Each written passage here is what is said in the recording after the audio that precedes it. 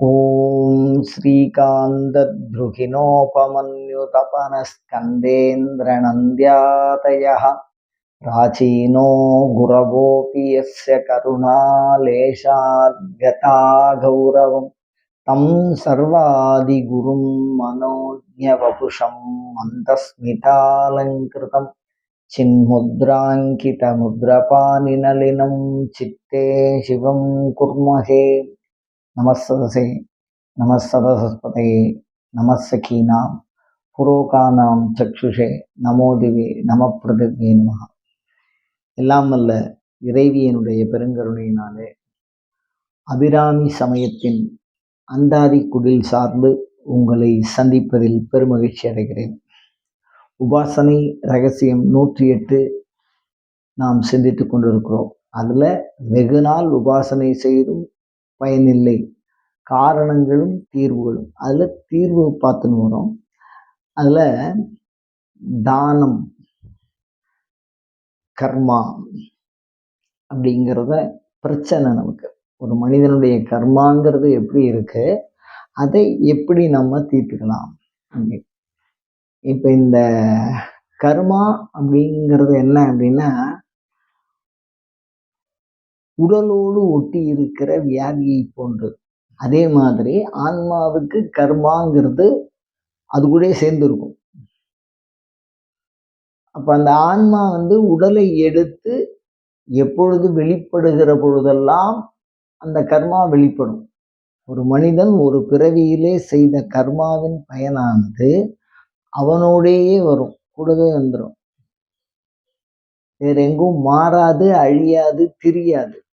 எந்த அளவுக்கு ஆத்மா சத்தியம் உண்மைன்னு சொல்றோமோ அந்த அளவுக்கு கர்மாவும் சத்தியம்.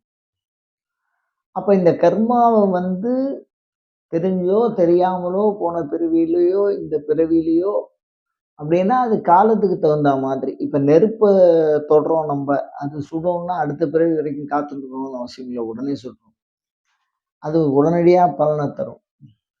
இப்ப அதே ஒரு தென்னங்கண்ணை ஒரு மனிதன் நடுறான் அப்படின்னு சொன்னா அது ஒரு 10 வருஷம் கழிச்சு தான் பலனை தரும். ஒரு வாழைக்கண்ணை ஒரு மனிதன் நடுறான், அது அவன் ஆயுசுக்குள்ளேயே அவனுடைய பலனை தரும். அந்த மாதிரி பலன் செய்கின்ற கர்மாவிற்கு தகுந்தாற் போல், காலத்துக்கு தகுந்தாற் போல், இடத்துக்கு தகுந்தாற் போல், சூழலுக்கு தகுந்தாற் போல் தர வல்லது. அதனால கர்மா பலிக்காது அப்படிங்கிறதெல்லாம் இல்லை. நம்ம உடம்புக்குள்ளேயே தான் இருக்கும். நம்ம உடம்புக்குள்ள வியாதி இருக்க மாதிரி ஆன்மாக்குள்ள அது இருக்கும். இந்த கர்மாவை தான் பவரோகம்னு சொல்லுவாங்க. ஆகமம் சொல்லும்போது கர்மநாசோ சிவோபவ, இந்த ஆன்மாவோடு ஒட்டி இருக்கக்கூடிய இந்த கர்மாவை நீக்குகின்ற பண்பு சிவன் அருளுக்கு உண்டு. அதனால கர்மநாசோ சிவோபவன். அப்ப இந்த எப்படியோ உள்ள வந்துருது இந்த கர்மாங்கிறது. சரி, அது என்ன பண்ணும் அப்படின்னு கேட்டா, நாம நினைக்கக்கூடிய எல்லாத்துக்கும் தடை போடும். நீங்க எது பண்ணாலும் அது தடுக்கும்.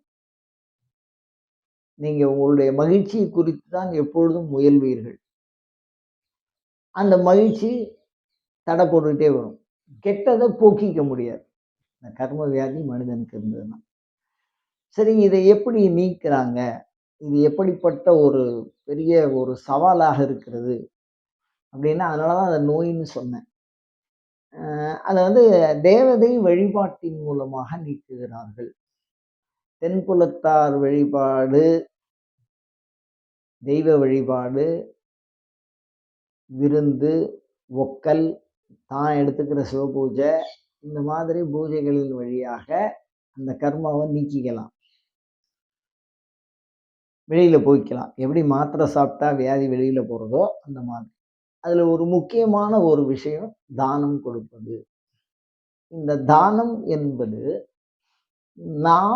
நாம் உழைத்த செல்வத்தை பிறருக்கு அளிப்பது. அப்படி அளிப்பதுங்கிறது ஒரு 2-3 விதமா இருக்கு. என்னன்னா, இப்ப தர்மம்னு வச்சுங்களேன். யாரோ ஒருத்தர் பிச்சை கேட்கிறா, நம்ம கையில இருக்க ஒரு 10 ரூபாய் கொடுக்குறோம். நம்ம உழைக்கிற காசுல ஒரு 10 ரூபாய் கொடுக்குறோம், அது தர்மம். அதே சமயத்துல ஏதோ ஒரு வேலையை செய்யறோம் நம்ம, அதுக்கு ஒருத்தர் கூலி கேட்கிறார். வேலை சொல்லிட்டு கூலி கேட்கிற பொழுது எவ்வளவு அப்படின்னா அவர் ஒரு தொகை சொல்றார். நம்ம அத குடுக்க முடியுமான்னு நிர்ணயம் பண்றோம். 2 பேருக்கும் சமன்பாடு வந்து, "சரி நான் இவ்வளோ குடுத்துர்றேன். நீங்க இந்த வேலைய முடிச்சுருங்க" அப்படின்னு சொல்றோம். அப்ப 2 பேருக்கும் அந்த தொகை சமன்பாட்டியல் தொகை இருக்குல்ல, அதுக்கு பேர் சம்பாவனைன்னு பேரு. இது தர்மம், இது சம்பாவனை.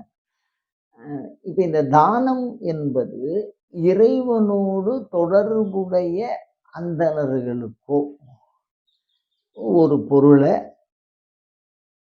அவர்கள் கேட்கக்கூடிய பொருள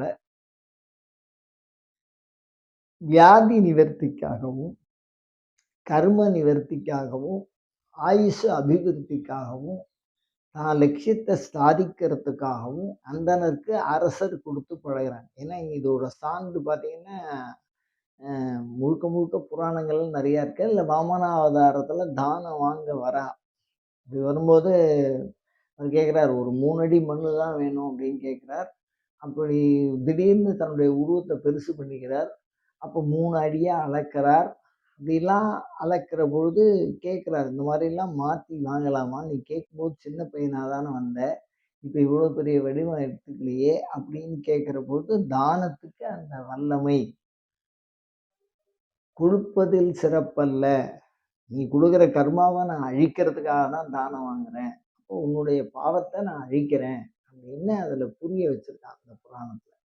அந்த மாதிரி எதற்கு சொல்லுகிறேன்னா, ஒரு ஒரு தானம் கொடுப்பது என்பது முறையாக ம் குறிப்பிட்ட காலம் வச்சிருக்கான். எல்லா காலத்திலயும் குடுக்க முடியாது. தானம் குடுக்குறதுக்கு குறிப்பிட்ட இடம் வச்சிருக்கான். இந்த காசி, அந்த மாதிரி சில தலங்கள், அந்த தலங்கள் குறிப்பிட்ட சூழல் வச்சிருக்கான். இந்த பிறப்பு, இறப்பு சடங்குகள்ல ஒரு முக்கியமான சடங்குகள்ல இந்த தானம் பரிந்துரைக்கப்படுகிறது.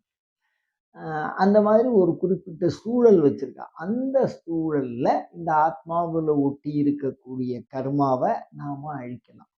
அப்படி அழிக்கிறதுக்கு நாம பொருள்கள குடுக்குறோம். அந்த பொருள் வந்து பூமி தானம்னு சொல்லுவா, இடம் வாங்கி குடுப்பா, கோதானம்னு சொல்லுவா, பசு வாங்கி குடுப்பா, சொர்ண தானம்னு சொல்லுவா, தங்கத்தால் ஆன பொருள் குடுப்பா, ரஜத தானம்னு சொல்லுவா, வெள்ளியான பொருள் குடுப்பா, கொடை குடுப்பா, புஸ்தகம் குடுப்பா, செருப்பு, பணம், இதெல்லாம் நெறைய இதுல சொல்லியிருக்கா.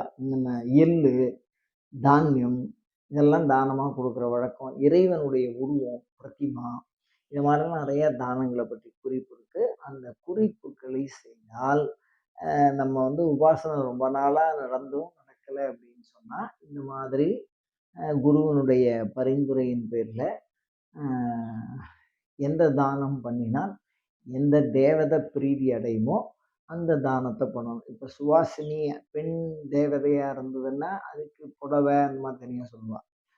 ஆண் தேவதையா இருந்ததுன்னா, அதுக்கு தனியா சொல்லுவா. இப்போ ஒரு தேவதைகளை குறித்து சிறப்பாக அதற்கு பிரீதியான வஸ்துவ ஒரு அந்தணர்களுக்கு கொடுப்பது தேவதா தானம்னு சொல்றது. அது கர்மாவ போக்கும். இப்ப நம்ம உபாசனைக்கும் இந்த தானத்துக்கும் என்ன சம்பந்தம் அப்படின்னு கேட்டீங்கன்னா, எந்த தேவதையை நாம் வணங்குகிறோமோ, அந்த தேவதை தொடர்பான ஆராதனை பொருள்களை அல்லது அதை வளர்ச்சி செய்வதற்கு உண்டான விஷயங்களை நாம் தானமாக கொடுப்பதும் தேவதானம் அப்படின்னு சொல்றா. அந்த தேவதானங்கள் சில பேர் பிரதிமையா வாங்கி குடுப்பா. இறைவனுடைய உருவச் சிலை இருக்குல்ல, உபாசனை பண்ற சுவாமியினுடைய திருவுருவச் சிலை. அந்த அத வாங்கி குடுப்பான். இப்ப நான் சொல்றது தானத்துல பல விதம் இருக்கு. இதுல உபாசனை சார்ந்து நாம் புரிந்து கொள்ள வேண்டிய விஷயம் என்ன அப்படின்னா, தானம் கர்மாவை போக்கும் என்பதை நாம் புரிந்து கொள்ள வேண்டும். அந்த கர்மா இருக்கிற வரைக்கும் நம்ம லட்சியத்துக்கு தடங்கல் வரும். அதுவும் தடங்கலா இருக்கிறதுனால தான் நம்ம சாமிய கும்பிட்டும் அந்த தேவதையால அந்த பலன குடுக்க முடியல. அந்த கர்மநாசம் பண்ணி வாங்கும்போது, அது இந்த தானம் குடுக்கறதுனால அந்த தடை விலகுகிறது. அப்போ தேவதையினுடைய அருள் நமக்கு விரைவிலே வந்து அடையும். அதை விட நம்ம சிறப்பா சொல்றது என்னன்னா, அந்த தேவதைக்கு உரிய பொருள்களை குடுக்கிறது தேவதானம். அந்த தேவதானத்தை மிகச் சிறப்பாக நாம் செய்தோமேயானால், இப்ப தேவதை கோயில் கட்டுறது, தேவதை பிரதிமை வாங்கி குடுக்குறது, அ இந்த தேவதை தொடர்பான புத்தகங்களை வெளியிடுவது, நூல்கள், சாஸ்திரங்கள காப்பாத்துறது, அந்த மாதிரி வெவ்வேறு விதமான விஷயங்கள் உபாசனை தேவதைகளை குறித்து சில தான முறைகள் சொல்லப்பட்டுள்ளது. அதை குருவின் உபதேசத்தின் வழி அறிந்து, அந்த சாஸ்திரத்தில் சொல்லியபடி அந்தந்த தேவதைக்குரிய சமைத்து, அ சாதம் பொருள் எல்லாமே தனியா இருக்கு. அவைகளை தானமாக அளித்தால் அது மிகச்சிறந்த பலனை நமக்கு தரும். விரைவாக உபாசனையை சித்தி செய்து கொள்ள அது உதவியாக அமையும். அயம் தர்மஹா உத்தரோத்தர அபிவிருத்திரஸ்து.